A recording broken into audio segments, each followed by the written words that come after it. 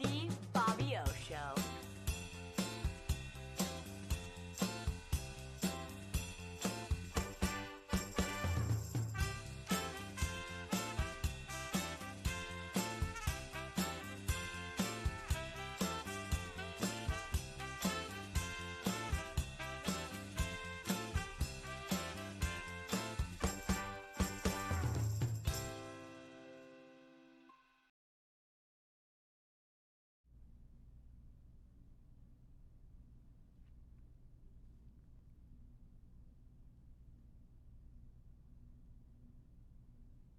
Welcome to the Bobby O Show. My name is Bob O. Potzner, and I've got a very interesting show today.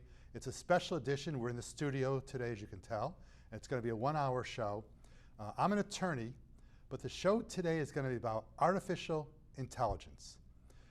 I have ignored artificial intelligence for the last few years when I first learned about what we call AI. Been to a couple seminars. I've learned about AI because lawyers have ethical obligations to keep track of technological improvements in our society. That's part of what our ethical requirements are. But I never ever looked at it from a strategic standpoint and where it's going to lead us to the future. Well, today I decided to do a show about what AI is, and more importantly, what AI growth might result in the future of our society, country-wise, globally. And for that, I have a very big expert in this field, Rick Lawrence. Hello, Rick. Hi, Bob. Rick, tell us about yourself first before we get to the topic of AI. Okay, so let me go all the way back to my undergrad days, and let me just touch on things that are sort of relevant to AI. So I was an undergrad at Stanford. Took my first computer science course there, and by the way, I had my first experience with AI with one of those ancient teletypes in the library that you could ask a random question and more or less get a random answer. So this was AIs that existed several decades ago. I got a degree in chemical engineering, went on, got a PhD in nuclear engineering, did nuclear science for about 7 years, and then moved on to more computational science. I went to IBM Research, and kind of what happened in computer science and computational science in the 90s is people realized that big computers could solve more than just weather forecasting problems and nuclear physics problems and so forth, that in fact it could find insights in large volumes of data. At that time it was called data mining. I ended up leading a group that was doing sort of what would in retrospect is computational AI against large data, and then moved on to apply machine learning, a subset of artificial intelligence, to quantitative finance. I ran a startup in the city. It was VC funded up to the pandemic. We were not selling it as AI, we were selling it as machine learning. What we're doing, it was the most fun I've ever had in my life. The pandemic hit. We lost our funding at the pandemic, and since we've done, by my count, about 6 shows on COVID, I just started downloading a lot of data and just wanted to understand things and built, some moderately interesting models that I talked a lot about. And then moving all the way forward to November 2022, which is a seminal day in the history of AI, that's when this ChatGPT, which we'll be talking about in detail, was introduced. And I thought, wow, that's pretty cool. I started using it, started thinking a lot about it, started thinking about the implications of it, and started giving talks on it. And we have done a couple of shows on AI, and now we're here to kind of focus on what is a really key topic, namely what will be the impact on jobs and the economy. And those of you who have seen Rick on my show before, he's been on at least 8 or 9 times. When we did the COVID shows, Rick always had great slides that were very good demonstrations of his analysis. And today we have about 11 slides that we're going to hit. We're going to start with slide number 1, what is artificial intelligence? And Rick is going to use those slides as a guide as he takes us through and walks us through AI.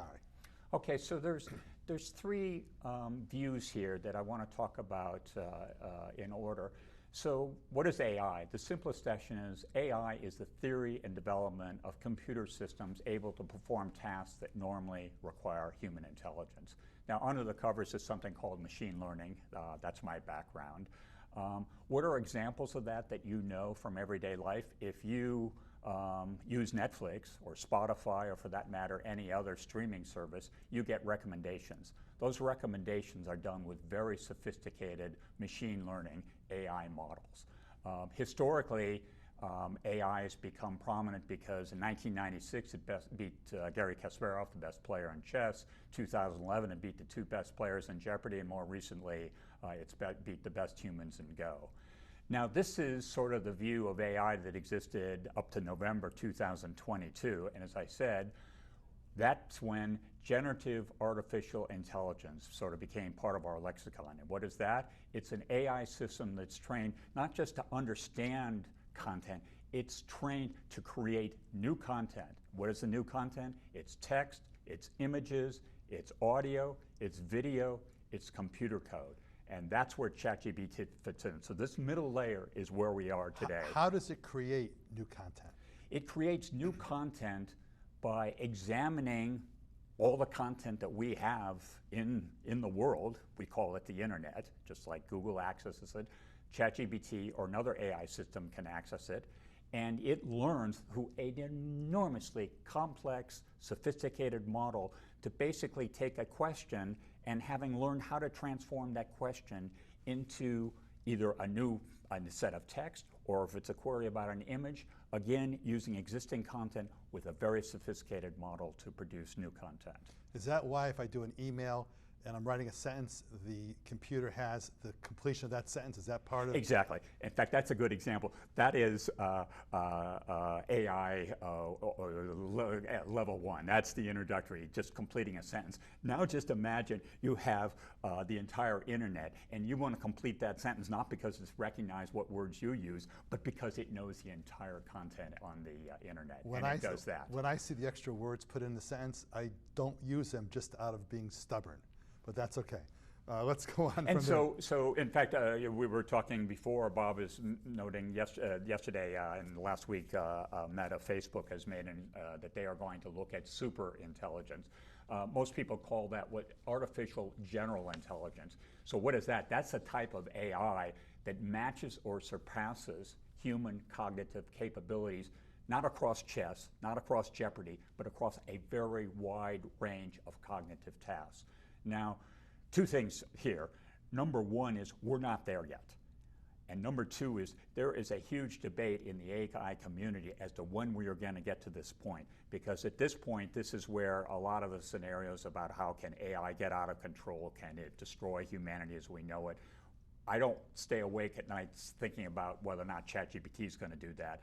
I think everybody is concerned that in the future, when we move to this general intelligence, AGI, that indeed the risks associated with AI will become potentially more consequential. Before I go to the next slide, how does AI differ from just using Google for a Google search? Yeah, so, and even Google is now caught up. So let's go back 3 years ago. You put in a search in Google, and what did you do? You got back some snippets of text and some references. Now, when you do that in Google, by the way, you get back an AI-generated response. They make it quite clear it's AI. So what has happened is that instead of just using the algorithm that Google's used and with refinements over 2 decades to go find content, AI has already found that content in the past, has been trained it against it, and now in the last couple of months has the capability to go out and find new content, bring that in, and merge it into a summary, so that you will now get a summary, and by the way, with the links that fed into it, just like you would with a search engine. That's a good segue to later in the program. We talk about the impact of AI on jobs. Yes. Let's go to slide number 2, the historical view of U.S. manufacturing jobs. So Bob, the way I wanted to structure this discussion is let's just look over at a couple of slides here. Historically, how has employment and jobs evolved in the United States? What we're looking at here is a subset of jobs, manufacturing jobs, and we're looking over a very long period of time, going back to 1939. Point number one, manufacturing jobs in the U.S. peaked in 1979. There were just under 20 million. Over there on the right, last quarter, 2025, there were just under 13 million manufacturing jobs. The key point here is look at that red square there. From the year 2000 to the year 2010, we lost about 6 million manufacturing jobs in this country. And that devastated the Midwest, as we know. Many manufacturing plants were shut down. Real quickly, that's called the China shock. I mentioned that there. It's been a subject of a good deal of academic research. And what happened is in the year 2000, actually 2001, China joined the World Trade Organization, and China set a strategic economic plan to manufacture goods at a very low price and to export them and to support their economy largely based off the export of low-cost manufactured goods in China.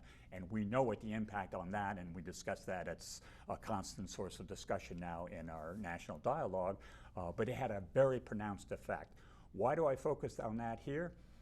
I don't think we can, although I think it's unlikely, I don't think we can rule out that over the next few years, maybe not starting immediately, we could see a similar loss of jobs. I have a question for you. First of all, what's the source of your data on this slide? Yes, so this data is from the Bureau of Labor Statistics, and I generated this plot using a marvelous tool called FRED, and that's the Federal Reserve of St. Louis. It's a standard tool by economists, and it allows me just to go in and generate this plot. I should mention, by the way, that automatically it shows you where recessions have happened and so forth, so it is a very useful tool to understand employment data, inflation data, and basically everything that you see reported quarterly. Question on the manufacturing jobs listed. This does not break down very sophisticated manufacturing jobs versus very low level. That's an excellent point.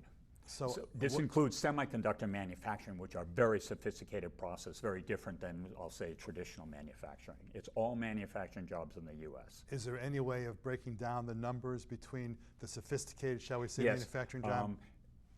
Right now, semiconductor manufacturing, there are 12.8 million jobs in the U.S. Semiconductor manufacturing is less than 1 million.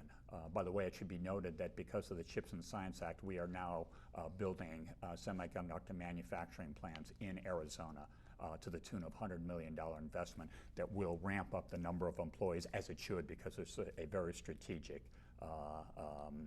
resource for Are the we ready US to segue control. to the next slide, which would be called Sure, let's go to the useful next slide. to view manufacturing jobs as a % of all U.S. jobs? So we're looking at here again is manufacturing jobs, but now this is manufacturing jobs just expressed as a % of the total jobs, total jobs and total employees in the U.S. Again, looking at 1979, 22% of employees in this country worked in manufacturing. That's down to 8%.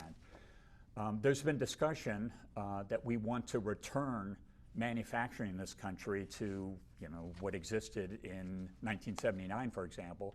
A simple calculation, which I've done, shows that if we were to do that, remember I said in the last slide we had 12.8 million manufacturing jobs, we would have to add an additional 22 million jobs to get back to that 22% of manufacturing jobs as a fraction of total. Explain that number. I don't understand. In other words, right now we have 8% of employees in this country work in manufacturing. Let's say that we set a goal that we want to get that from 8% up to 22%.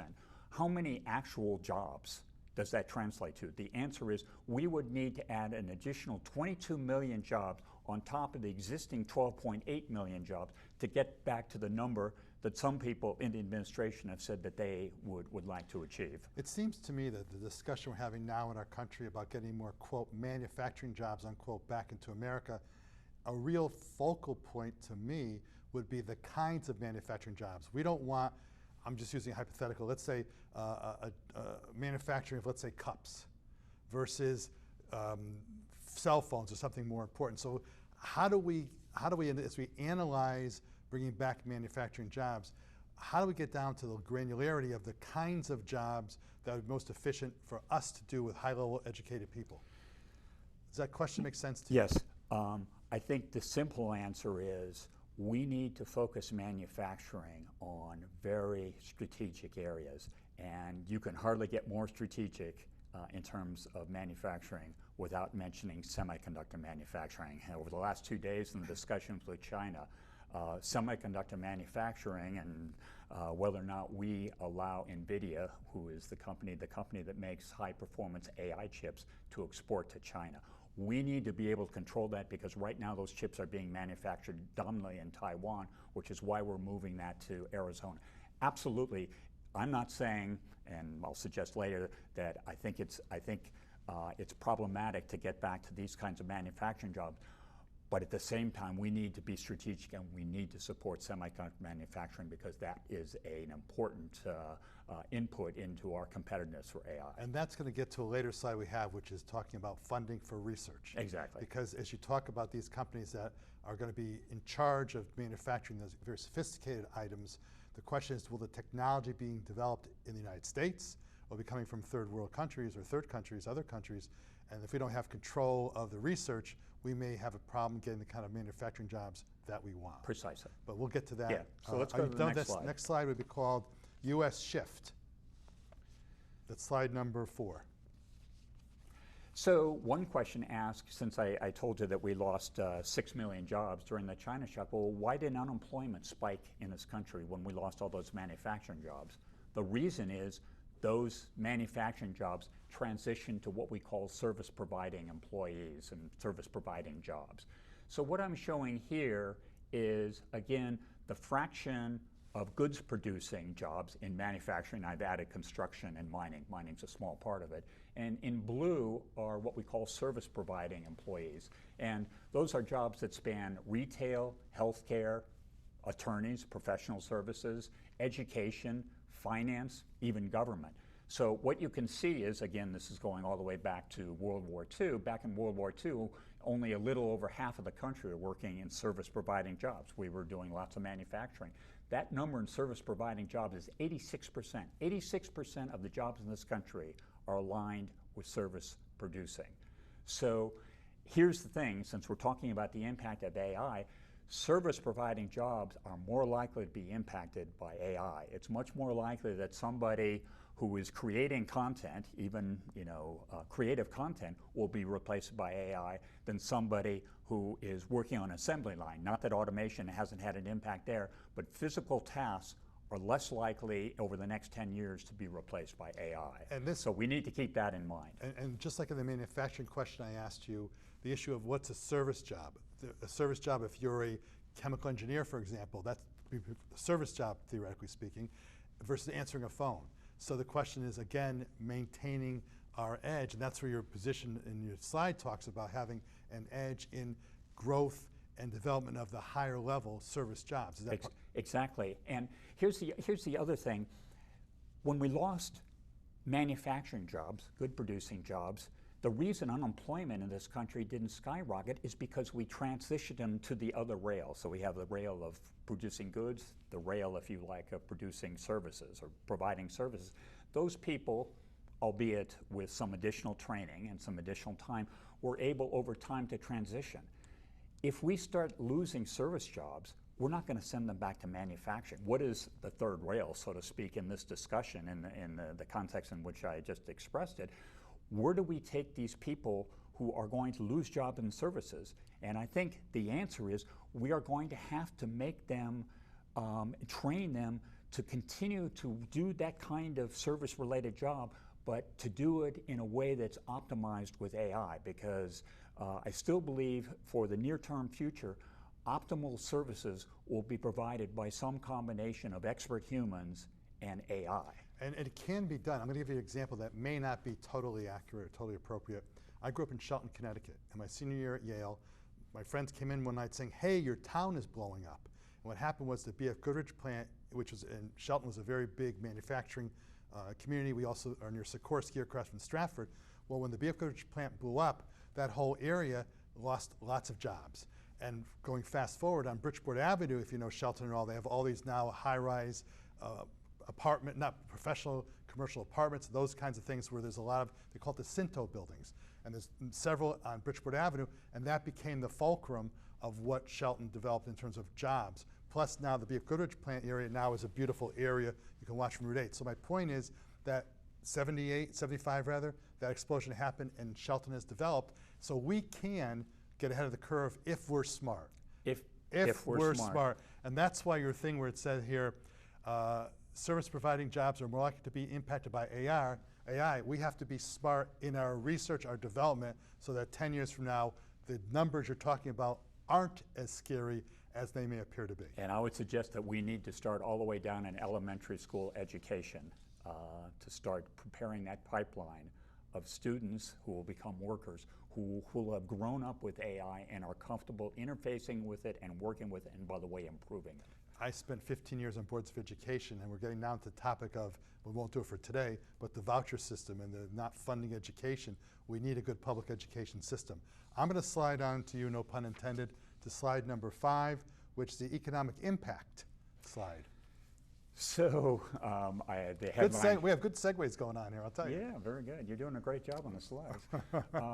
So the headline here, the economic impact of AI is not at all clear, even to Nobel laureates. Now, I'll express my bias. Paul Krugman is easily my favorite Nobel laureate in economic sciences. He won the Nobel Prize in 2008, by the way, for some very sophisticated theories around global trade, so his discipline's quite relevant in these discussions.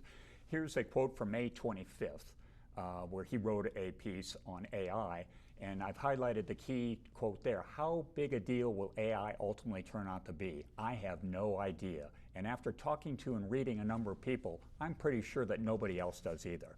So while we're all very concerned about this, Paul Krugman, and by the way, I think Krugman's view here is largely representative of economists who are just, what they're trying to do is look back at the Industrial Revolution, look back at the loss of manufacturing jobs, and try to extrapolate that learning, that insight, into the transition that is very likely to happen with AI. Now, the second quote is a lot more concerning, and it comes from somebody who's directly involved with AI, and again, this is very current, this was 2 weeks ago. His name is Dario Amodei. He is the CEO of a company called Anthropic. Anthropic is a company that produces a different tool. It's not ChatGPT, something called Claude. It's comparable to ChatGPT, so it's fair to say that he is in the epicenter of the AI discussion because he runs a company that is doing AI. He has a different view. He says that AI could eliminate half of entry-level white-collar jobs and spike unemployment to as much as 20% in the next 1 to 5 years. So what he is basically saying is that we will see, in terms of the COVID pandemic and the brief recession afterwards, those are kinds of job losses, that, of course, which we quickly recovered, that we saw during COVID. And he's saying that, not only is he saying that it will be 20%, he's saying it's going to happen in the next 1 to 5 years.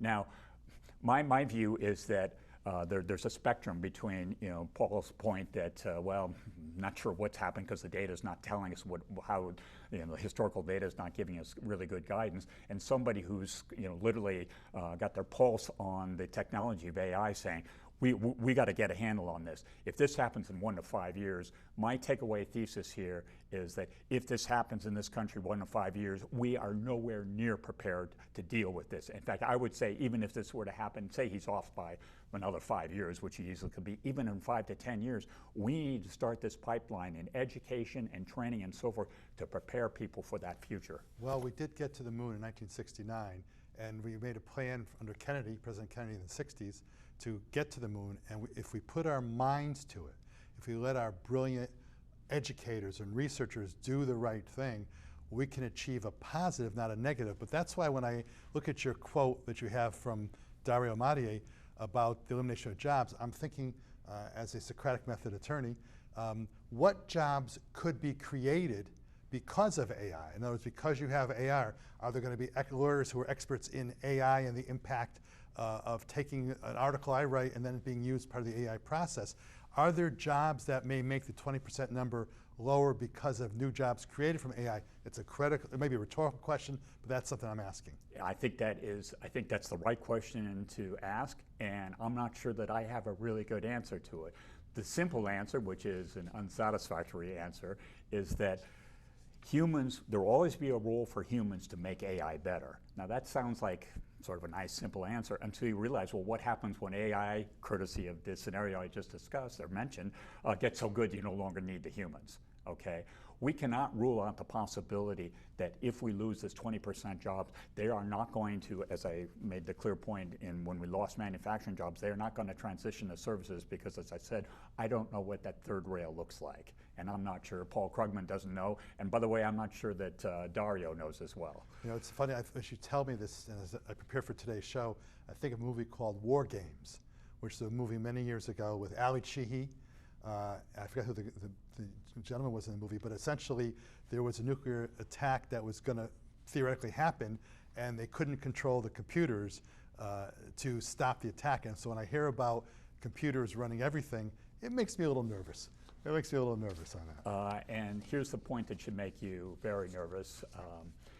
Once computers know how to write computer code better than humans, they don't need humans to write the computer code anymore. And all of these complex systems, including war arsenals, are controlled by computers, obviously, with strong human constraint. If a computer can override those constraints, then you're in a situation that you can no longer have complete control over.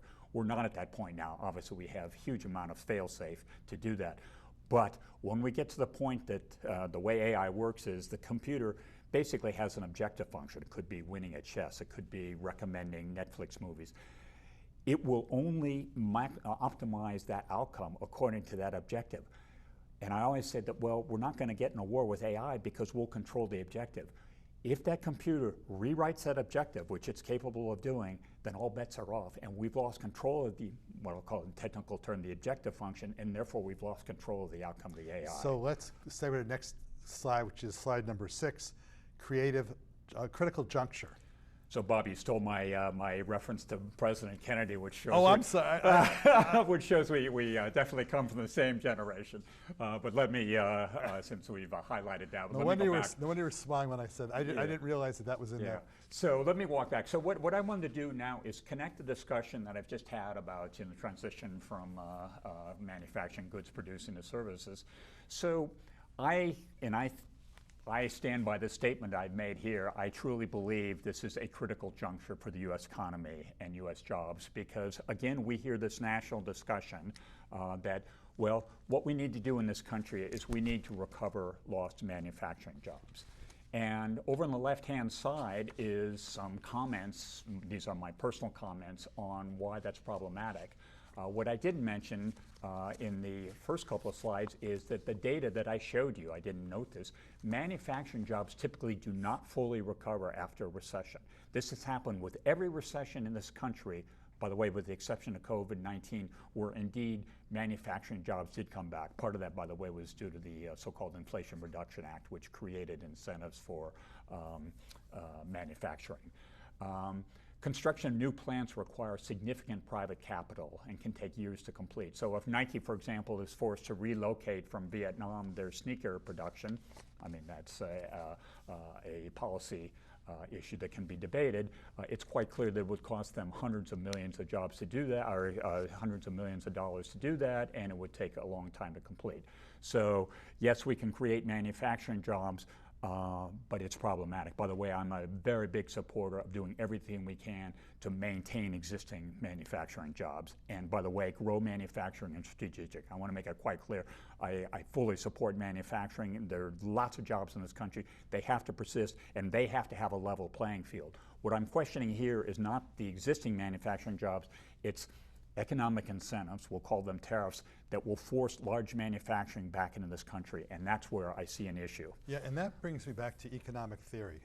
I wasn't an economics major, I was a political science major in college, but I took several economics classes, and the law of supply and demand and economies of scale become very, very important. And if you can make your Nike sneakers for $10, let's say, in Vietnam, and if and Nike sells the sneakers for $300, so they make $290 profit, more or less.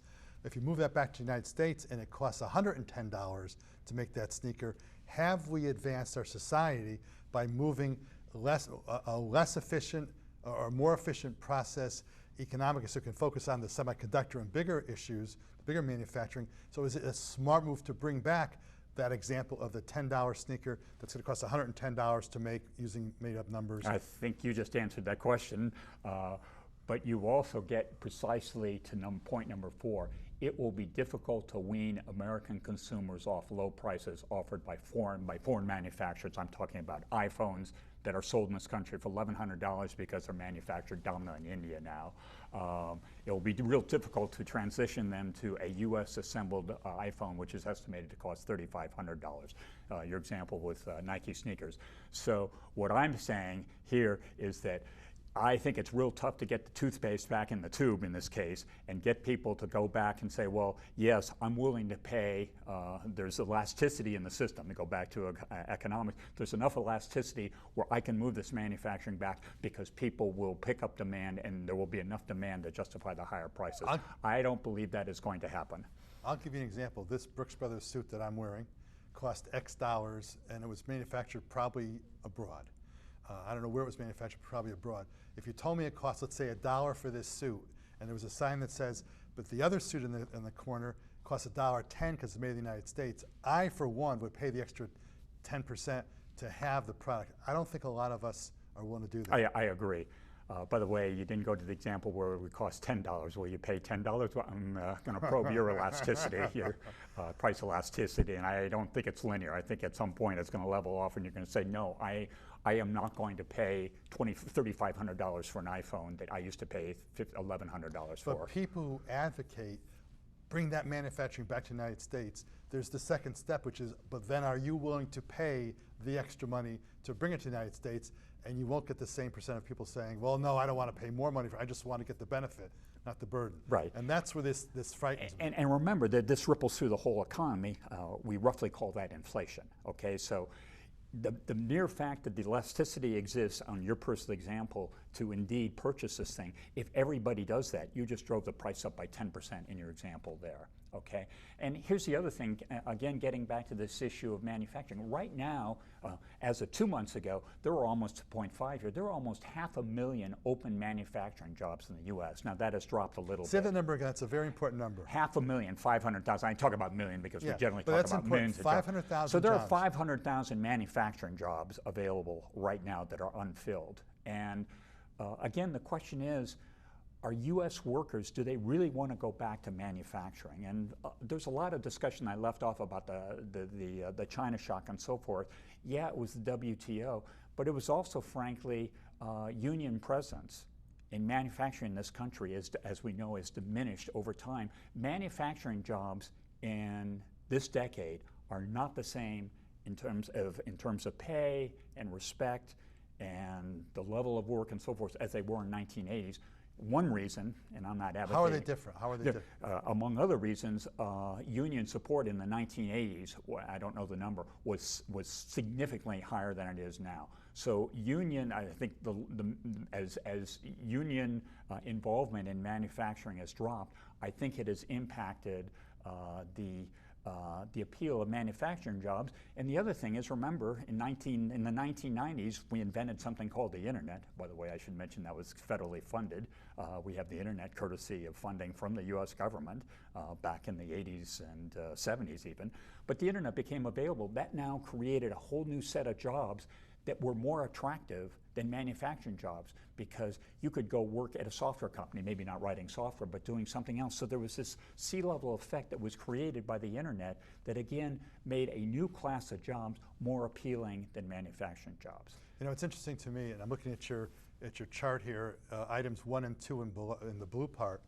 We have a government right now, our President Trump, who wants to bring back manufacturing jobs.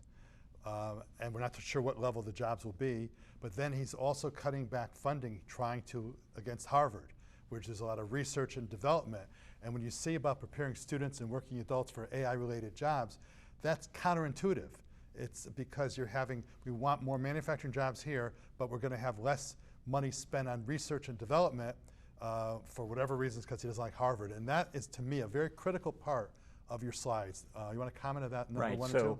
That's sort of that's a good summary of the discussion moving forward. We are woefully unprepared for this transition to AI. And let me say a little bit more. I do, Bob, want to mention one other thing. Sure, go ahead. Remember, on the manufacturing, as we create more manufacturing, guess what? When we build a new plant, it's not going to be your 1980s manufacturing plant. It's going to have sophisticated AI running almost all those processes, which means two things. A, there will be fewer workers because it's automated, and B, the skill level. Now we're talking about people with undergraduate technical degrees. By the way, that's kind of the workforce that they're staffing the plants that are being built in Arizona. This is a different skill set. This is a skill set that are traditionally in white-collar jobs, because these really are white-collar jobs, because they are now running very complex computer systems, not to do AI, but to manufacture. So let's to your point, Bob, let's go over on the right-hand side now and see what's happening. So, and again, I'm sort of positioning this as a binary choice. It's not binary because we seem committed to this left-hand side. Let's talk about the federal government. So what needs to happen? We need to have the federal government start to work with the private sector to provide extensive training to prepare for your internships and so forth. We need to prepare students and existing adult workers for AI-related jobs, because there's a good chance that their job is not going to be there, maybe not in the 1 to 5 years that the CEO from Anthropic mentioned, but 10 years. And you got ahead of me on President Kennedy, but it shows we have the same thinking from the same generation.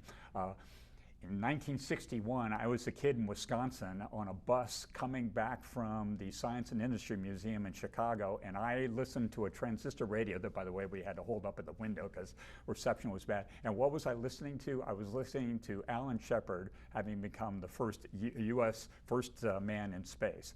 And all of the kids on my bus, I was a fifth grader in a small town in Wisconsin, all the kids went back, and we were so excited, and we all wanted to do physics. We all wanted to do mathematics. Now, it turned out I went on to do physics and largely, sort of established sort of my own, view of how important technology was going to be, going all the way back to the space program. And again, people like you and me remember, and people who've watched YouTube now remember President Kennedy's address to the nation, where he called for, let's set an objective in this 1960, putting a man on the moon, and we achieved that, as you know, in the summer of 1969. So what did that take? It completely changed, in my view, our educational system, because again, coming back to the fifth grader in Wisconsin, I went home and said to my mom, wow, this is totally cool. I want to learn how to do that. Sure. I want to learn how to do, math and physics, whatever it takes. My personal view is that we have lost in this country, and I'm not an educator, so I'm stepping out of my lane, but my personal observation is that we are losing the enthusiasm and the focus among young people on STEM, science, technology, engineering, and math, because for various reasons in this country, we were focusing on a wider range of other issues that have, in my opinion, nothing to do with preparing people for the future. And what you're saying, which is AI. As you talked about this chart, before we go to the next one, I'm thinking, because I was on the Board of Ed for 15 years, and I've had on my show Susie DeSilva from Richfield Superintendent and others, we have to be thinking about whether we should be changing our curriculum for students in the year 2025 versus where it was in 2005 to see what people need for skill set. Mathematics is a very important factor. In fact, some people say to me, well, Bob, if I want to go to law school, what do I really need to specialize? They expect me to say English. I say, I think you need to specialize in mathematics as well, because a lot of lawyers are afraid of math. And if you understand math, as an example, you can do different things that others cannot. So I'm not sure whether we need to get away from liberal arts education or not, but do we need to have more emphasis on education in the math and science areas? And I think that's a critical thing that you and I both agree to. I want to make one thing clear.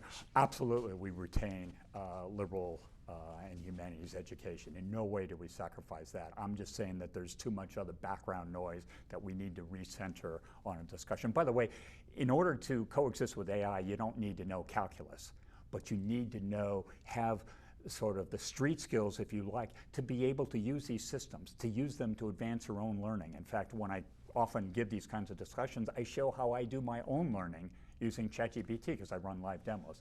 It's funny you say that before the next slide, and that is, I took 2 years of calculus at Yale. The math I use most in my practice of law is either Algebra 1 or Algebra 2, and sometimes geometry. Let's go. But you're a better person for having taken calculus. That's right. It was hard then. Let's ask, there's the next slide right here. Go ahead. So this, coming off that previous slide, I mean, I'm proposing something that sounds great, but the details matter. So I thought, well, I do what I do every day. I basically interact with ChatGPT on kind of complex economic scenarios and so forth.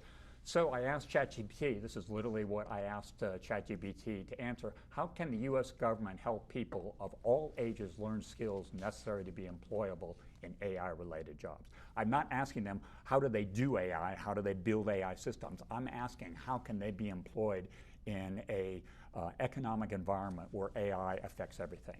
And this is the screenshot of the response I got from ChatGPT. By the way, I should tell you, you were saying I tend to be verbose.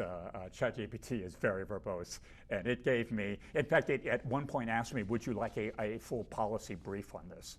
Okay, which, by the way, we can talk about later. I think there are people in the government who are always using ChatGPT for various other things.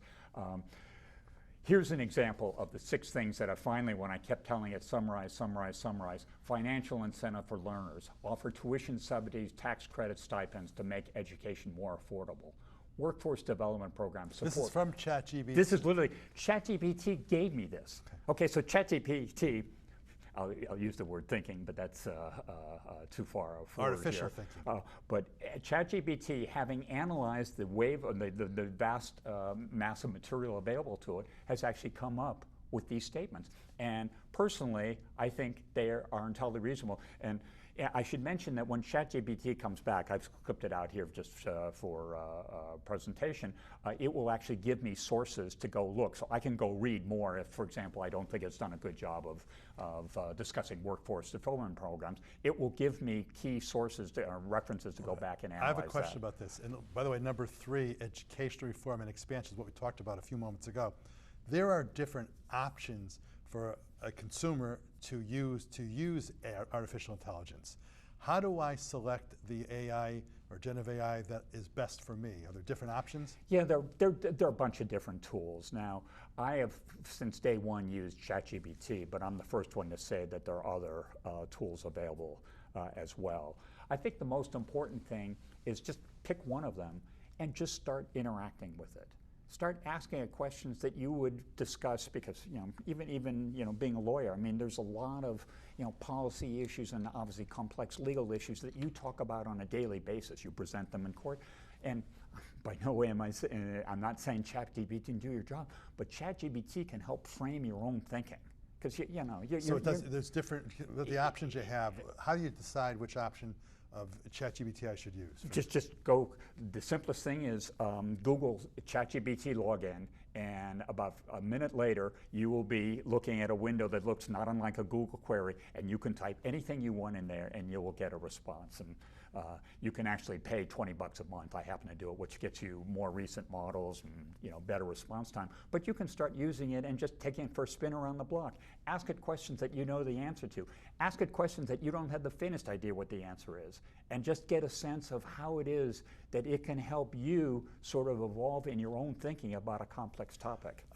I'm going to, after the show, you're going to give me a list of the places I should check out, but I will tell you, about a couple of years ago, I was down in North Carolina visiting a friend of mine from Duke, and we're talking about artificial intelligence. And I had just written a prenuptial agreement, an agreement between the parties before they get married. And he said, Bob, give me the 10 key phrases that you think ought to be in a prenuptial agreement.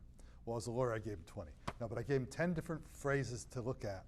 And he drafted about an 8-page prenuptial agreement. And he said, now read that agreement, Bob, and tell me what you think about it. And I said, well, I have to admit, it's got about 60 or 65% of what might be in my document, not written the way I would write it, but about 60% more or less in there. And I said, gee, it's worth thinking about. What I worry about is the person who says, well, I don't want to pay for a lawyer or an accountant or whatever the profession is, and they take that document that was 60% where it needs to be and use it for their own edification. And that's where there's a danger in any field. If you go for medicine, whatever field you're going to use, you got to know that there are limits to what the AI can give to you. Any comments about that, please? Well, actually, I'm intrigued by your example. Let me ask you a question. Had you generated that with AI yourself, and you said it was 60, 65%? My friend did. Would you then say, yeah, that's a useful start, and I can save time by doing this because I know I still have to do the balance of the 35% because there are things I know that it doesn't know. But did that save you time? Had you used it, and I know it was your friend, had you used it, would it indeed have been an efficient tool for you to use moving forward because it gets you down the path? I would say to you that as a lawyer, every day I learn something new. I learned something from you already today, several things. But since I've had 40 years of experience as a lawyer, I have many of the language clauses I've used over the years, so I know what I want to say. So I have my own style. I say artificial intelligence. So the answer is yes, it helps a little bit, but I think if you're new into an area, it may help you more, but it's a useful tool. But it's a tool, it's not the end product. Right, right. So I answer like a lawyer might answer, right? But remember, it's getting better. And by the way, 2 years ago, instead of 65%, you might have told me it was 45%. And I'm willing to bet in another 2 years, you might come back and say it's not 65%, it's 85%. You know, I've heard some people say in the various professions, they're worried about how the job may be lost. If you're an accountant, you may not need the tax return for a simple return. You may want to do it even more so than what's being used as free tools. My view is we all have to be better and more sophisticated in what we do, and the simpler things, let AI do a lot of the head work. But if it's going to be sophisticated, we need more education and learn to be ahead of the wave in any profession. Well said, I agree. Do you want to go to the next slide? Yeah, so let's stay here. So let's go back let's go back one slide, 7. please. If we can, go back to slide 7, which was the. I don't want to leave ChatGPT's Okay, insight out of this discussion, but you can see other things, and remember, I've simplified this. It gives me a much longer response. Industry-government collaboration, we know that is essential. Inclusive outreach, design targeted support programs, underrepresented groups. Again, what we saw on the internet, underrepresented groups fell behind because they didn't have access to the internet. Clearly that's going to be an issue here. Society will continue to separate based on availability of AI tools. Well, isn't 4 so critical? Because now, getting back to the Harvard example, this is what we're doing in opposition to this perspective. And that's a critical thing. And ChatGPT said, hey, let's stay involved in the marriage between industry, government, and education. Right. There's a role for, that's another discussion. There's a role for government to play in AI. This is, I think, the optimal role. I think the other challenge is regulation. We haven't talked about that at all. It's at what point does the government feel obligated to, quote unquote, regulate AI? And that is very much out in the open. I will say, by the way, very quickly, over the last year or 2 years, that discussion has changed dramatically. 2 years ago, Sam Altman, the CEO of the company that produces ChatGPT, was pleading for regulation. Now, regulation is clearly off the table. Well, you know, it's interesting you mentioned that, because when I was in law school, one of the things we studied was the First Amendment and regulations. And it's interesting that you have regulations as they now exist. The case called New York Times versus Sullivan from 1960s, I think it was, talked about free speech and those requirements. But we don't have regulations on the internet. We don't have regulations on AI. We do have regulations on the internet, section 130. Well, but not like in my opinion it should be. Right. And with AI, there are no regulations, are Sorry, section 230, I believe, but that was put in place in 1996 to protect internet service companies from being sued. Well, I mean protecting things like free speech and that kind of thing. Right, So we need AI regulations, clearly, do you not? Yeah, that's a difficult technical problem, but I don't disagree. And then the point 6 is kind of what we've been talking about here, sort of just an AI literacy campaign. We can leave this slide up, I'll just finish that thought. We need people to be literate with AI, and you asked the perfect question, well, how can I get on board with this? You need to basically be able to sort of understand how it can help you do your job. Unless you think we need to stay. How are we doing on time? We have about 12 minutes left, Okay. and I want to get to the America keeping its competitive advantage. I would like to make one point, if I could, Bob. On this one? On this slide. I'm going to skip the details, other than this shows the fact that worker productivity has shot up in the last 3 years, which could be due to AI. But here's my concern. It's expressed at the bottom. I am concerned that if, we've talked about the potential for losing jobs, if we were to have a recession, let's say we had a recession the next year, this could actually accelerate the loss of jobs due to AI. Why? Because when a recession hits, people get laid off, companies start to look closely at their employment distribution, the people who work for them, and they may decide, I can start to replace employees sooner by bringing AI in sooner. So I'm a little concerned that if the economy were to go into recession sooner, that this whole issue of productivity would become more of a point. And there's a lot of other issues about how we're going to grow GDP in this country when we are no longer growing employees at number of people in the workforce by 3%. Let's go to slide 9, competitive advantage. That's, I think, important. So this is a slightly complex slide that I talk to to more technical audiences. Here's the way I sort of break down AI and the various components. So let's kind of start at the bottom here. AI requires massive amounts of compute power. And when you have massive amounts of compute power, you need massive amounts of electricity basically to cool it. And in fact, we're saying that by the year 2030, Goldman Sachs published a report saying by the year 2030, we will need 5% more electrical generation in this country just to provide the capabilities that AI consumes.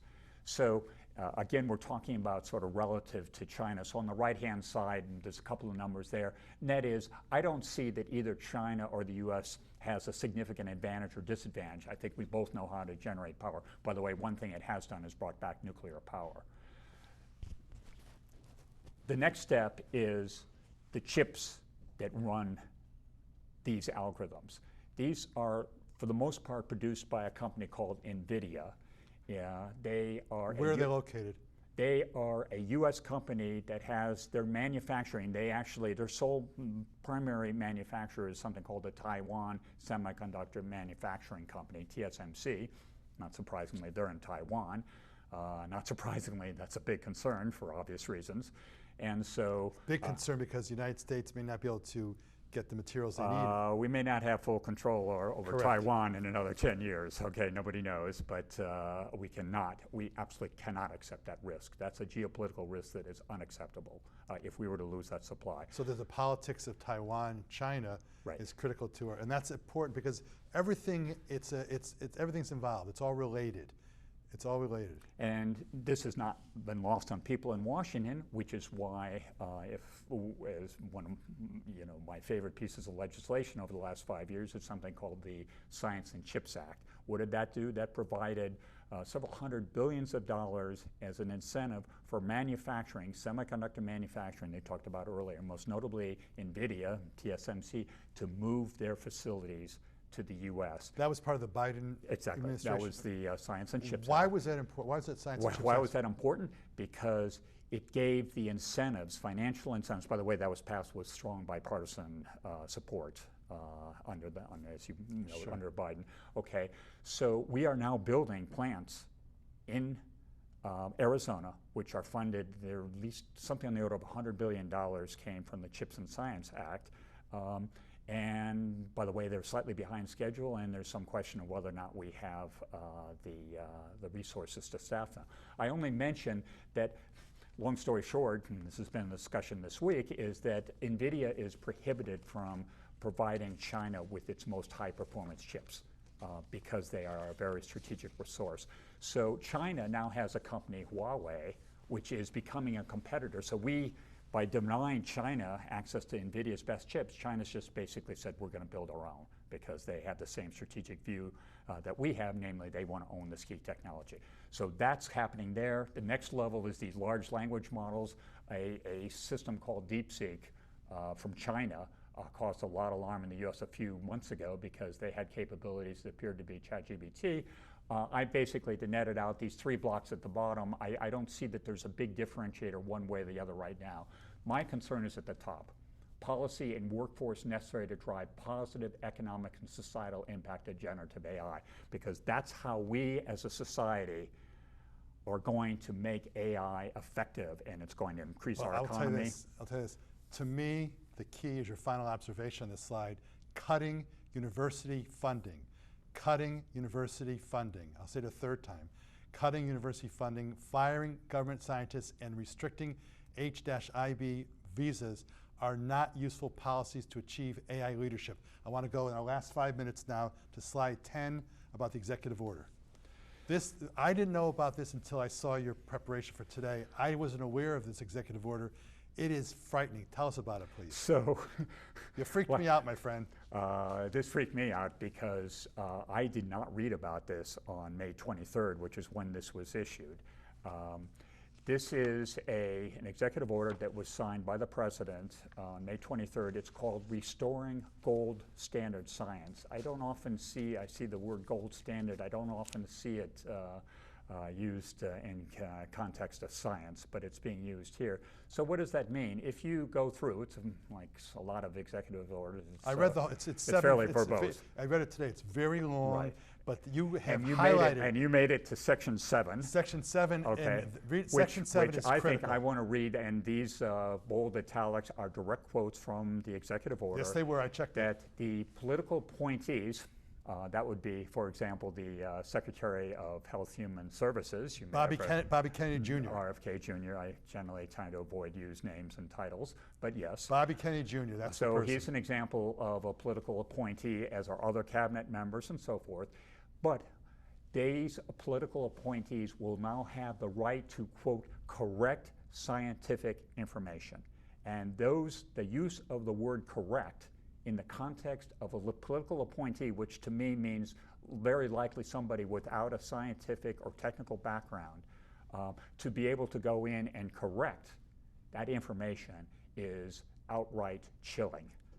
And even more, the next sentence after this, how are we doing on time? Before you leave that, when it says correct scientific information, there's details in the executive order on how it be applied.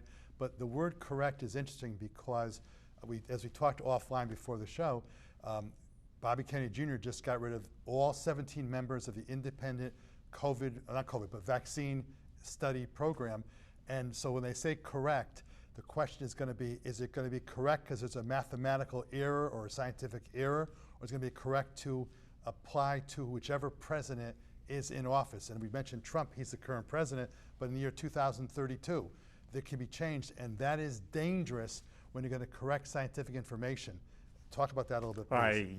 I think you just stated it perfectly. I agree with every word you said. And it even gives a remedy, maybe the legal term, that if you violate this, for your violation will be forwarded to the, quote, relevant human resources officials for discipline.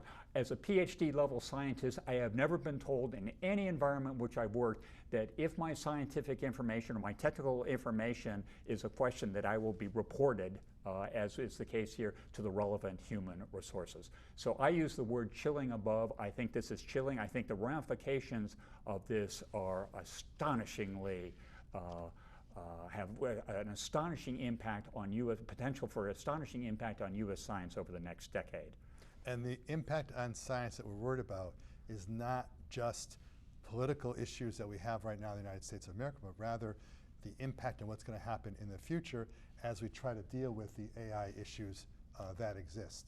We only have about a minute or two left in the show, and I wanted you to just tell us, first of all, if people want to read more about what you are talking about and writing about, do you have a website that they can refer to?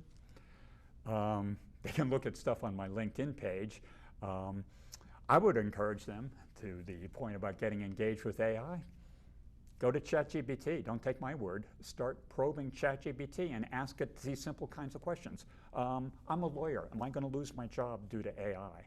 The more you learn how to interact with the system to, improve or impact or modify your thinking, the better off you are personally, I think, for addressing the future, but the better off we are as a society as we get more and more people. And it's not just you and me as, working adults or whatever. It's all the way down to first and second graders who are now going to be using this. By the way, I'm doing another talk on education. It's a whole other discussion. I'd like to ask you, there's an old expression in marketing, tell them what you're going to tell them what you told them, tell them, and then tell them what you told them. In the last minute we have, tell me what 2 points you'd like to have the viewers of this show take away from today's discussion. The first is they need to understand the potential impact, both benefits and detriments of AI moving forward. And frankly, as it particularly addresses their own personal trajectory, whether they're in school, whether they're an entry-level worker, whether they're an experienced professional. And number 2 is no matter what level they're at, they need to become comfortable with AI. And what does comfortable with AI means? It means thinking how to use it to address a problem. Maybe debating AI.